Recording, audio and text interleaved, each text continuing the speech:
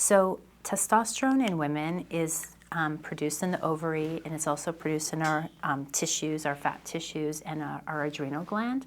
So there's actually 3 sources of testosterone, and we typically have a fairly steady amount of testosterone in our body at all times versus estrogen and progesterone that can go up and down throughout the month. So when we see blood work such as yours to suggest that your testosterone is very low, it may still be in the reference range of normal, which we can get to in a second, but it's low on that reference range of the lab reference range. I'm encouraging us to have a healthy discussion about what benefits you would see to replacing your testosterone. And that, for me, is kind of the magic of this program. Because if you don't need estrogen and progesterone at this time because you're in this perimenopausal phase, this is like an individual kind of thought process, of course, because everybody's labs will dictate differently, and that's what I love to talk to my patients about, the fact that not one size fits all.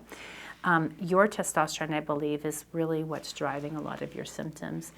Low testosterone can make you have the brain fog. It can have you have poor sleep, poor stamina, difficulty getting into a healthy exercise routine because of loss of stamina after exercise, the non-specific aches and pains, the inability to lose weight, and you can have skin and hair changes, definitely thinning hair related to testosterone deficiency. And the one thing that I would say that most people don't realize, and that I've seen, I wish I could have this documented as a research, but testosterone and mood. I really think it's important to note that in most of my patients, the number one thing I see from patients after they have their testosterone replaced and they return to see me a few weeks later is that their ability to handle stress is improved.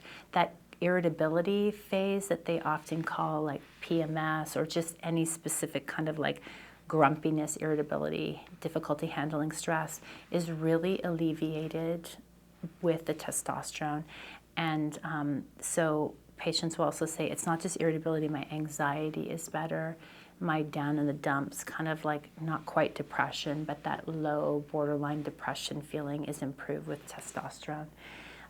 So this is what I would discuss with you today based on what I see in your blood work, is the plan to think about testosterone replacement in this phase that you're in perimenopause. And then we can discuss, what I would tell you is the way that we can replace the testosterone effectively, and in my experience, in my expertise, the best way to get testosterone into your system.